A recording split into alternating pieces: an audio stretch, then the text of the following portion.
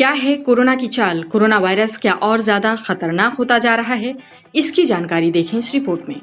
America और Britain में शोधकर्ताओं का कहना है कि उन्होंने नोवेल कोरोना वायरस में सैकड़ों बदलाव देखे हैं।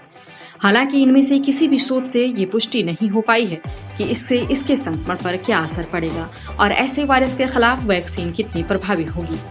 वायरस में बदलाव आना साधारण बात है। सवाल ये है कि इनमें से किन बदलावों का असर संक्रमण की गंभीरता या रफ्तार पर पड़ता है। अमेरिका में हुए एक शुरुआती रिसर्च में कहा गया है कि नोवेल कोरोना वायरस में एक खास बदलाव D614G ज्यादा हावी हो रहा है, जिसकी वजह से कोविड-19 बीमारी अधिक संक्रामक हो सकती है। हालांकि ये रिसर्च न तो अभी औपचारिक रूप से प्रकाशित हुई और न ही अभी दूसरे वैज्ञानिकों ने इसकी समीक्षा की है।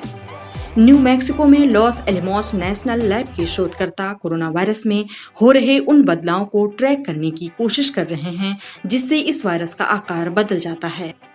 ये research global initiative on sharing all influenza data के डेटाबेस के आधार पर की जा रही है।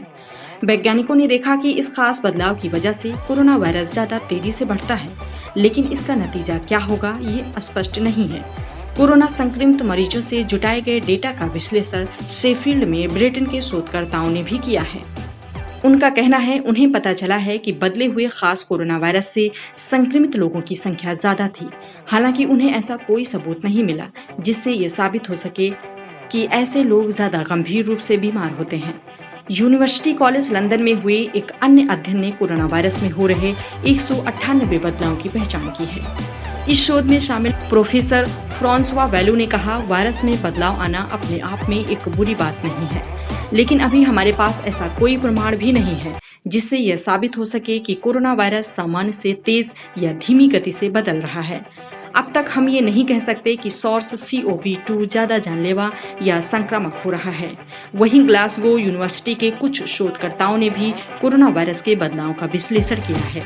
इस टीम का कहना है कि ये बदलाव चिंता का विषय नहीं है। उन्होंने निष्कर्ष निकाला है कि असल में कोरोना वायरस में बदलाव नहीं हुआ है और अभी एक ही तरह के वायरस से कोविड-19 बीमारी फैल रही है। कोरोना वायरस में हो रहे इन छोटे छोटे बदलावों पर नजर रखना और उनका विश्लेषण इसलिए जरूरी है क्योंकि इससे वैक्सीन बनाने में मदद मिलेगी। कोविड-19 के लिए अभी कई वैक्सीन बनाने पर काम हो रहा है, लेकिन अगर वायरस में लगातार अलग अलग तरह के बदलाव होते रहे तो ये कम प्रभावी हो सकती है। हालांकि अभी ये सारी बातें सिर्फ सैद्धांतिक रूप से कही जा सकती हैं। वैज्ञानिकों के पास वायरस के बदलने का प्रभाव साबित करने के लिए अभी पर्याप्त प्रमाण नहीं है।